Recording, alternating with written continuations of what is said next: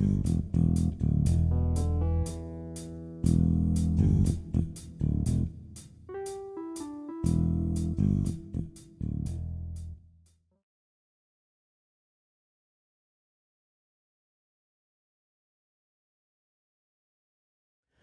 know, the one thing a production designer wish they always had, especially when they're going in to meet with a director that they've not met before or talked with before, is you'd love to go in knowing what it is they're looking for, and you can't ever really do that, because you just have to be who you are, and you have to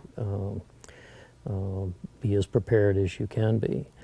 I think that for a director, though, I think the single biggest thing is somebody that can communicate, not just about what it is they want as far as creativity. And obviously, as a director, you're going to want someone that's creative.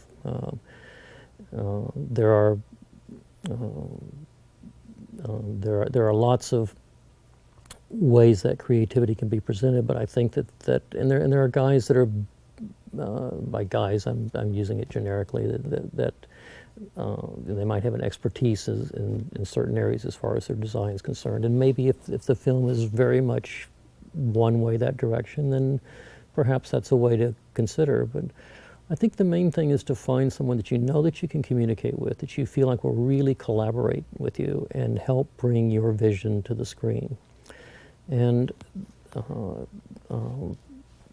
I think for me, that's I know for myself, when I speak with a director that I really feel I can collaborate with, then I feel like I'm able to give them sort of 120% rather than 100%, because that communication brings out the little jewels of ideas that wouldn't have come about if there wasn't that ability to talk.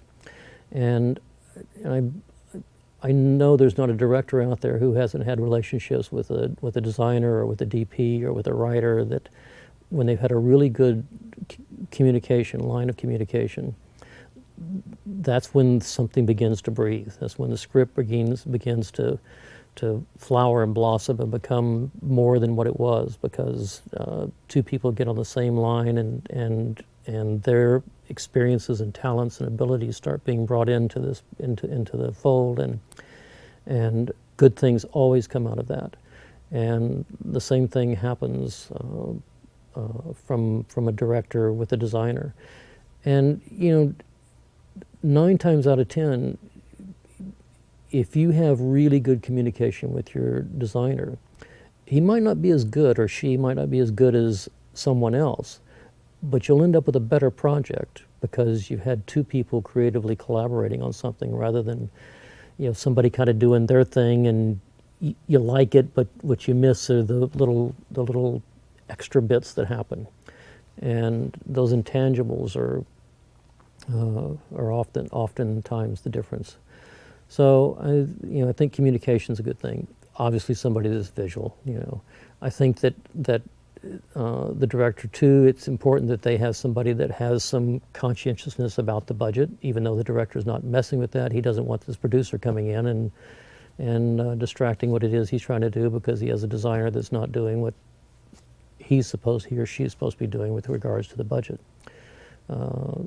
So I think those issues are important as well, and I think that if sometimes you get down to the level of what kind of team does this person normally put around them? Are they a real pain in the butt to have around the set or on the production, or are they collaborators with everybody, not just me, the director, but am I going to have some pretty much more harmony here than I am going to have hassles? And I think those are important things also. But number one, I'd go back to, first about communication, and second about, the ability as far as being part of that creative force.